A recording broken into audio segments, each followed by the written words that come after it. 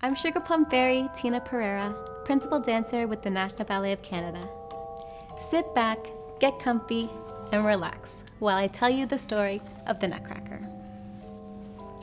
Have you ever argued with someone you really love about the silliest things over and over again until it nearly ruined your whole day? Well, that's exactly what happened to Marie and her brother Misha one Christmas Eve a long time ago while they were preparing their barn for a party. A barn may seem like an unlikely place for a party, but in 19th century Russia, when Marie and Misha were growing up, it was perfectly acceptable.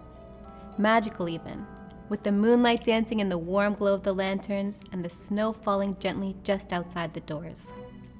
Marie and Misha were beside themselves with excitement as Peter, their friend, swept the floors and kept them clear of rats.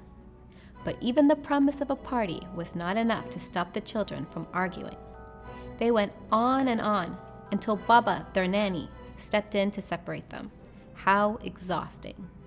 But all was not lost. Soon enough, the barn was filled with music and dancing as neighboring families came in from the cold wearing lovely warm hats and scarves, ready for a celebration. Without question, the most fascinating guest at the party was mysterious Uncle Nikolai, who arrived with a horse and carriage filled with gifts. Uncle Nikolai always had some sort of magic up his sleeve. He was the sort of person who could pull an orange from behind your ear and turn it into thin air. Poof! That Christmas Eve, Marie and Misha watched in astonishment as Uncle Nikolai brought two huge bears into the barn to twirl and skate as though on ice. Then he unhitched his old horse and danced alongside it, his red cloak swirling around him. The surprises didn't end there, for Uncle Nikolai had brought a gift for every child at the party. He handed them out one by one until at last he came to Marie. But by that time, he hadn't a single gift left. Marie was heartbroken, as I'm sure you can imagine. It feels terrible to be left out, particularly at a party. But Uncle Nikolai was such a quick thinker that Marie didn't suffer for long.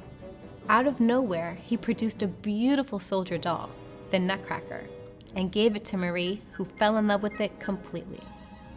Unfortunately, the Nutcracker was so beautiful that Misha and Marie began to fight over it until finally their father took it away.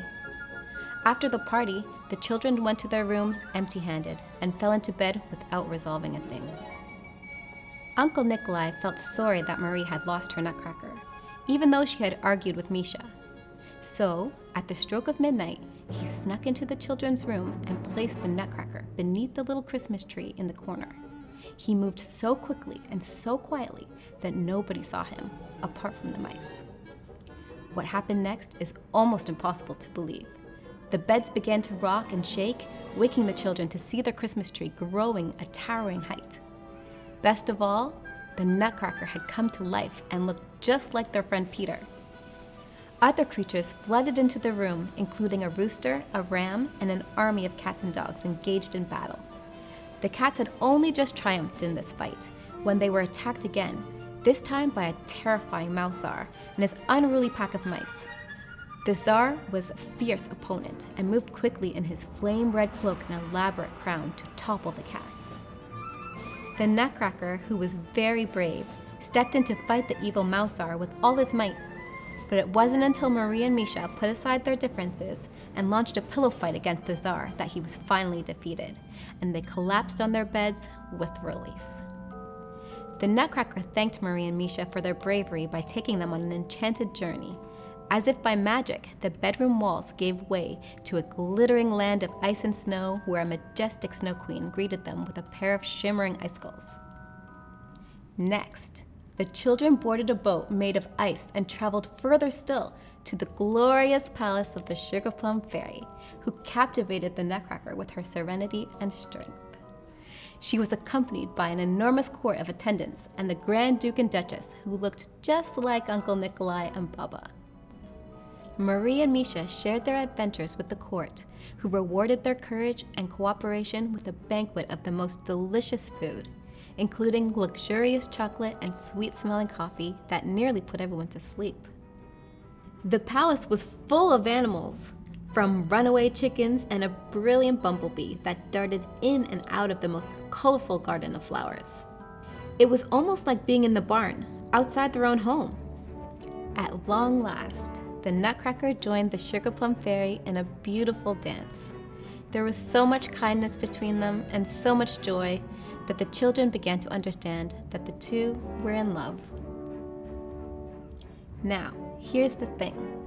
Maria and Misha were also feeling the love for one another as brother and sister.